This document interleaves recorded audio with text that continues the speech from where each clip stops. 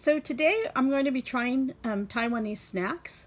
And these are all snacks that Amanda, Miss Panda Chinese, gifted to me. So let's get started. The first one is this. It's called Wheat Crackers Soy Sauce Flavor GGE. And she gave me two of them, two different flavors. So let's try the soy sauce flavor first. Let's see. So it's like a curly potato chip, I guess. Oh, it's definitely wheaty. Tastes a little bit like wheat Chex cereal, but it's saltier. Good. Actually, I really like it. Yeah. It's almost like a potato chip had a baby with rice crackers, you know, soy sauce rice crackers, and Chex cereal. All right, the next one is the same brand, GGE, also wheat crackers. This one is barbecue flavor, but you'll notice the shape is totally different. These are almost like little, almost like baby, like, I don't know if you can say it, ramen, kind of like little noodles, but like in a ball.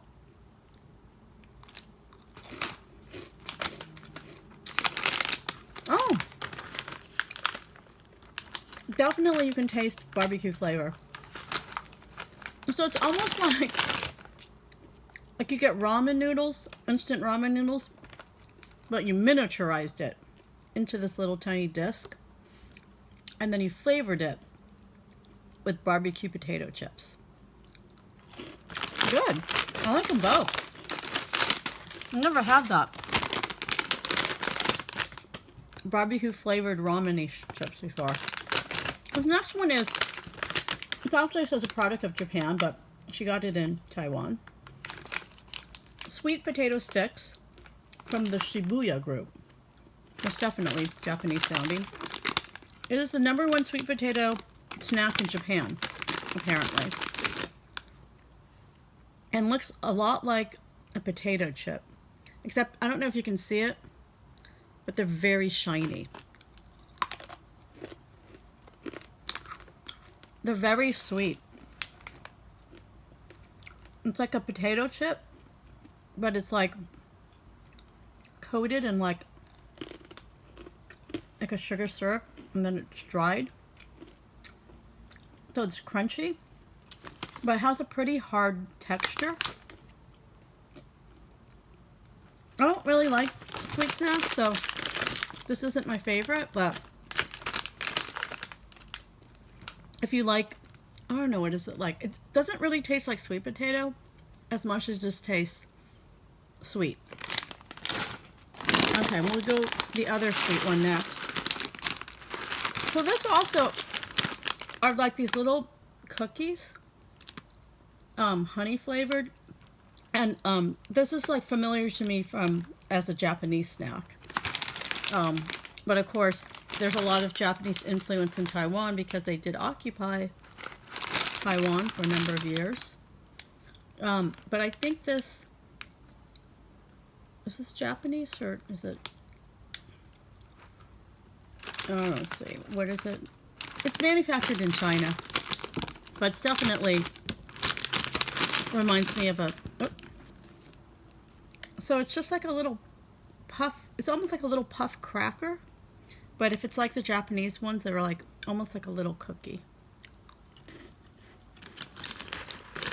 Oh yeah, these are good. Very light and flaky and like crunchy. It's actually more like more dense and flaky and crunchy than I had expected. I expected it to be more like air filled, like a puff, but it's actually not. It's like a pretty dense, you know, like a cookie. It's like a cookie, but for a cookie, it's like super light. And just like slightly sweet. It's honey, but it's more like a slightly sweet flavor. This next one is also like a rice cracker, which is like Japanese in nature. Want Shelly Senbei. Senbei is like another word for rice cracker. Definitely says rice crackers. Oven baked. Want is like the name of the company. It's kind of funny and cute. And this says it's a product of Japan. So it looks, with these flakes, like it looks like these are sugar, like it would be sweet. I personally prefer my rice crackers on the savory side, more soy sauce. But let's see. Some people like them sweet. I'm not like a sweet snack person. So I'm just gonna take a piece of it. But it's actually it's like a full round fluffy disc.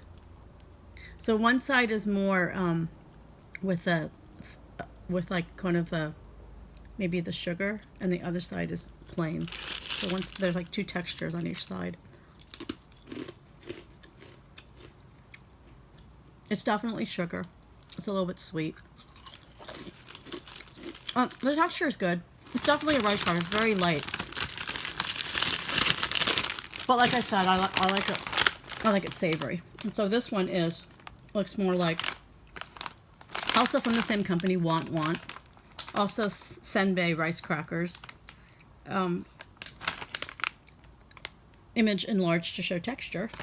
I think this is definitely looks like more like your soy sauce salty base. Oh, it's nice. These are individually packaged. The other ones too, the other large ones are individually packaged, which is good because they get stale pretty quickly, especially if it's humid out.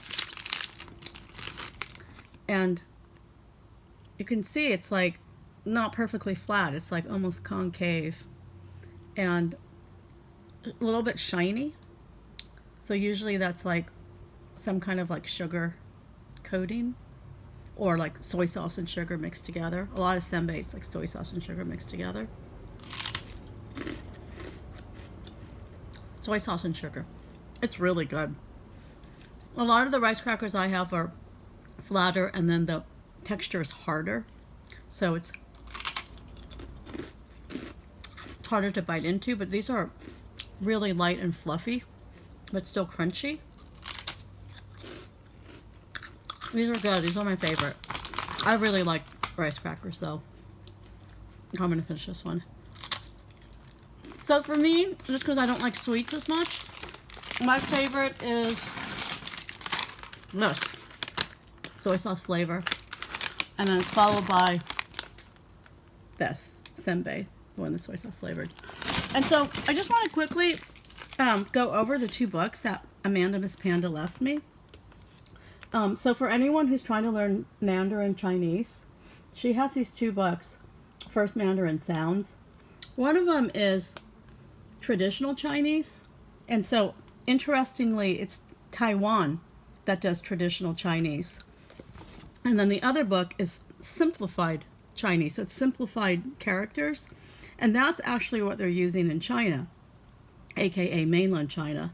And that's because Amanda said they're just trying to reduce the literacy rate, so they're making the characters just like slightly less complicated. Let's see. She gave me an example. Let me see if I can find it. Let's see. She said a lot of them are the same, but it just depends. Okay, this is a good example. So here she has Niao, which is bird, and this is the simplified version. So there's just like, you know, that many strokes. But how it's written traditionally is bird. It just has, you know, more strokes. It's still the same word. It's basically they just try to make it so it's faster and easier to write. And the way she does the book is she has the now, and then she has the end sound, and it's like hidden in the image in blue. And then you see it simplified. You see the pronunciation with, you know, English letters. You see the English in it. And a lot of people think Chinese is a really difficult language to learn. And I took Chinese when I was like little, for like a year, and it wasn't easy for me to learn. We didn't. My siblings and I, we only did it for like 1 year. That's because we were in a Chinese school where all the kids spoke Chinese at home. But I'm only half Chinese, and so we didn't speak it at home, and so it was just like, it was too hard for us. But what Amanda said is, which makes sense, is what Chinese sounds like it's really hard because, you know, there's like, you know, so many characters, like hundreds of characters, and they're all different. But she said, if you think of words, especially simpler words, as like a word alphabet, that then Chinese becomes a lot easier because you can see how words become part of a bigger word, and that's on purpose, and that actually shows the meaning of the word. And so she gave me this example, which is the word for father, and then there's this character below that's part of father, and that means mouth.